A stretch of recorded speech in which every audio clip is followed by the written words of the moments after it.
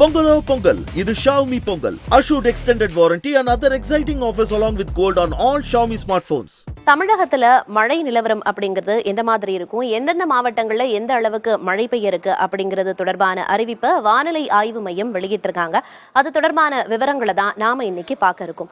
இப்ப தமிழகத்தோட ஒரு சில மாவட்டங்கள்ல மிதமான மழை அப்படிங்கிறது பெஞ்சிட்டு வருது. அதாவது எதன் காரணமா இந்த மழை பொழிவு இருக்கு அப்படின்னு பார்த்தோம்னா, வளிமண்டல கீழடுக்கு சுழற்சி காரணமா தமிழகத்துல இந்த மழை பொழிவானது இருக்கு. குறிப்பா தென்கிழக்கு அரபிக்கடல் அதை ஒட்டி இருக்கக்கூடிய கடலோர பகுதிகளில் வந்து வளிமண்டல கீழடுக்கு சுழற்சி உருவாகி இருக்கிறதுனால மழை பொழிவு அப்படிங்கிறது இருக்கு. அடுத்ததா பூமத்திய ரேகையை ஒட்டி இருக்கக்கூடிய இந்திய பெருங்கடலோட கிழக்கு பகுதிகளிலையும் இலங்கைக்கு தெற்கலையும் இந்த வளிமண்டல கீழடுக்கு சுழற்சி அப்படிங்கிறது உருவாகி இருக்கு. அதனாலையும் மழை வந்து ஒரு சில மாவட்டங்கள்ல பெஞ்சு வரதை நம்ம பார்க்கிறோம்.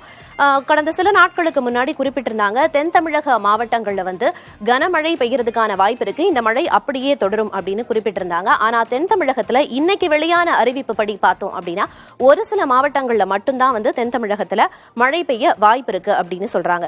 கடந்த சில நாட்களுக்கு முன்னாடி தென் மாவட்டங்கள்ல பெஞ்ச பெருமழையில இருந்து மீண்டு அந்த மக்கள் கொஞ்சம் கொஞ்சமா வந்துட்டு இருக்கக்கூடிய நிலையில கனமழைக்கான ஒரு எச்சரிக்கை அறிவிப்பு அப்படிங்கிறது அவங்களுக்கு கொஞ்சம் அச்சத்தை ஏற்படுத்தி இருக்கக்கூடும். ஆனா மக்கள் அச்சமடைய தேவையில்லை.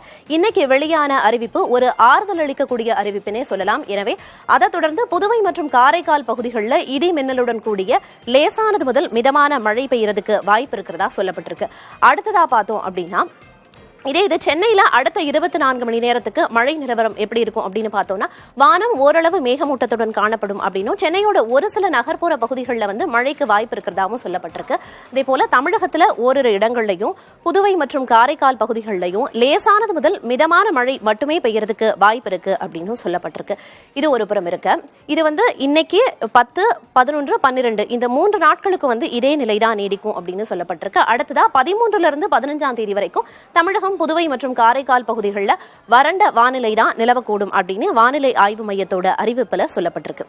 இதுக்கு அடுத்து பார்த்தோம் அப்படின்னா, மீனவர்களுக்கான எச்சரிக்கையும் விடுக்கப்பட்டிருக்கு. அதை பார்க்கறதுக்கு முன்னாடி சென்னையோட புறநகர் பகுதிகளுக்கான முன்னறிவிப்பும் வெளியாகி இருக்கு. இந்த அறிவிப்புல வானம் ஓரளவு மேகமூட்டத்துடன் காணப்படும் அப்படின்னும், சென்னை நகரத்தோட ஒரு சில பகுதிகளில் மிதமான மழை மட்டும்தான் பெய்யும் அப்படின்னும் அறிவிப்புல குறிப்பிடப்பட்டிருக்கு. அதை பார்க்கிறோம். மேலும் அதிகபட்ச வெப்பநிலை அப்படிங்கிறது 30 டிகிரி செல்சியஸாகவும் குறைந்தபட்சமா 24 இருந்து 25 டிகிரி செல்சியஸ் வெப்பநிலை வந்து நீடிக்கும் அப்படின்னு சொல்லியிருக்காங்க.